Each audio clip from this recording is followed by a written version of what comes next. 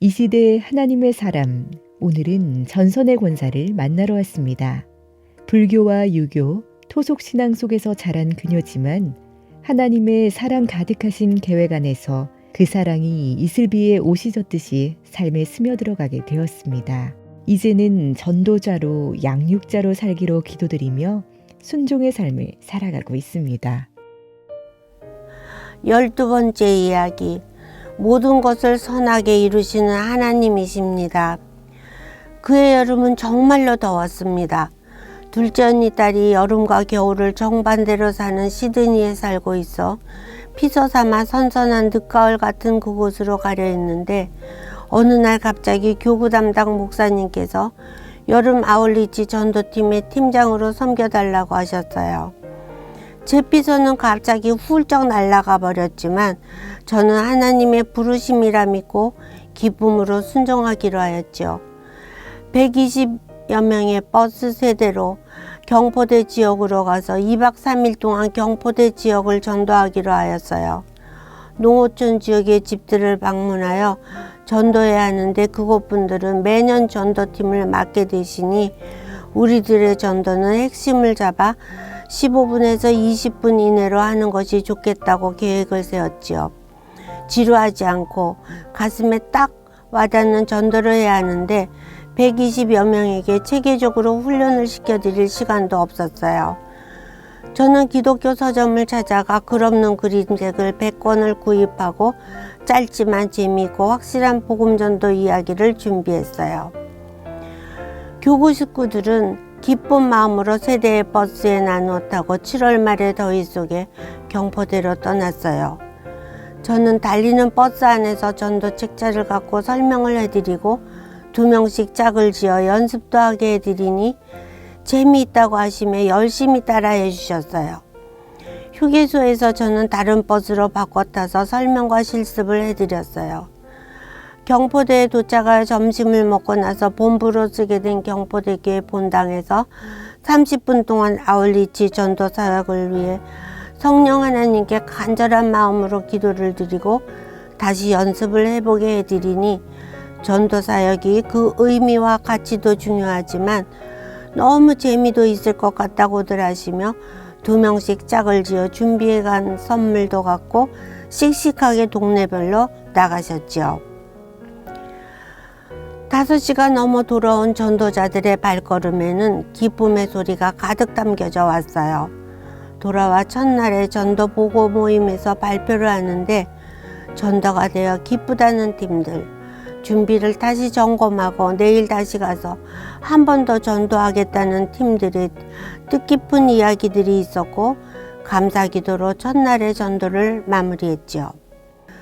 모두들 저녁 식사 후에 경포대 바닷가를 거닐면서도 복음 전도의 내용들을 연습하는 모습이 아름다웠어요. 다음 날도 전도팀들은 아침 식사를 마친 후에 구령의 열정에 가득 찬 마음으로 모여 합심 기도를 드리고 전도 현장으로 나갔죠. 저는 경포대 교회 사모님께서 같이 갈 집이 있다 하셨는데 목사님께서 거리가 좀 된다며 차로 데려다 주셨어요. 경포의 바닷길을 따라가다가 오솔길을 걷다 보니 예쁜 집이 2채가 나란히 있고 잘 가꾸어진 텃밭 가운데 서 계신 할머니 한 분이 사모님의 인사에 그다지 반갑지 않으시다는 듯 우리 며느리 아파서 방에 누워 있어요. 가서 인사만 하고 예수 믿으라는 소리는 절대로 하지 마시고 조금만 있다 가세요. 라 하셨어요.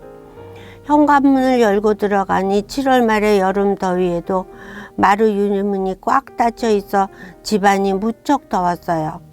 사모님의 인사 말소리에 아들이 방에서 나와 안방문을 열어주는데 아주머니 한 분이 병색이 가득한 얼굴로 인사를 받아주셨어요. 사모님은 그간 못 와본 사이에 많이 아프셨나 보네요 라 하시며 미안하다고 하셨어요.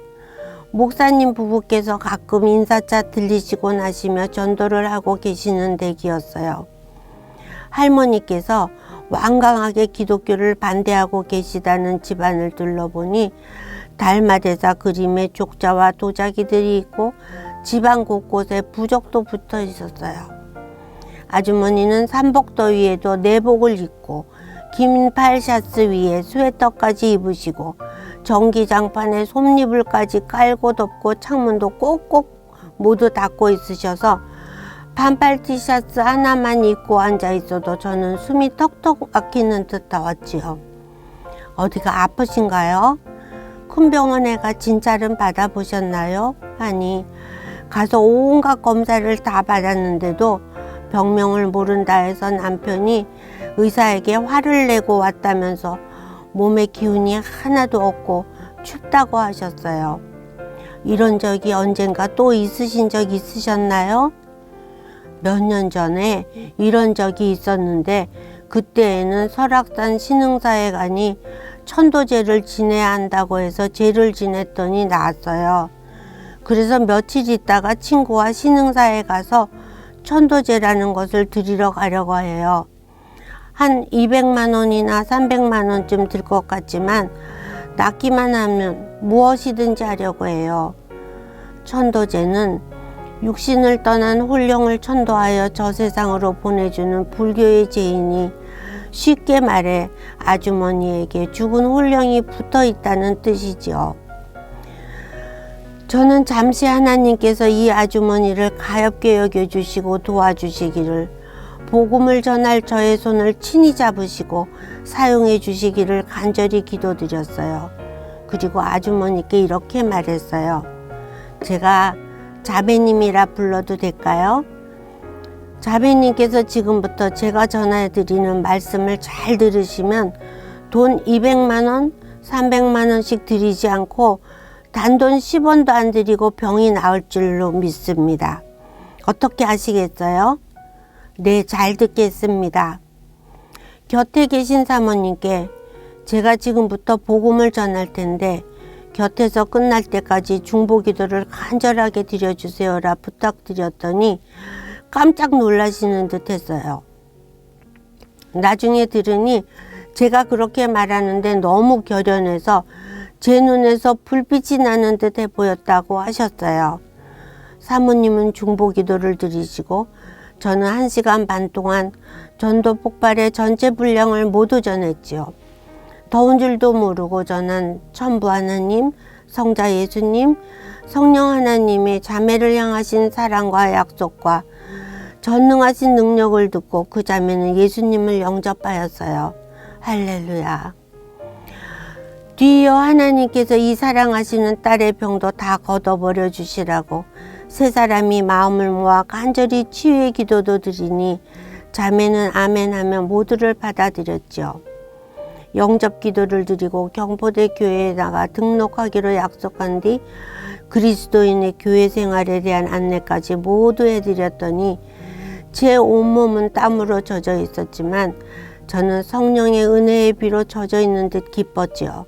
제가 자매님 저 커피 한 잔 주시겠어요?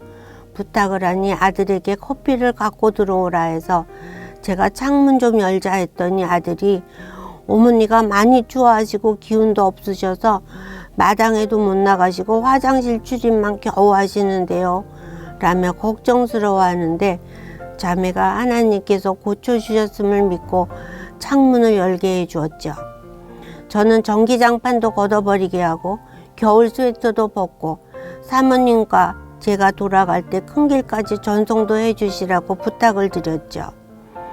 사모님께서 간단하게 교회 안내를 해주셨고 저희가 돌아갈 때는 아들과 함께 큰 길까지 혼자 걸으니 아들도 본인도 놀라며 감사하다고 하며 전송을 해주었어요.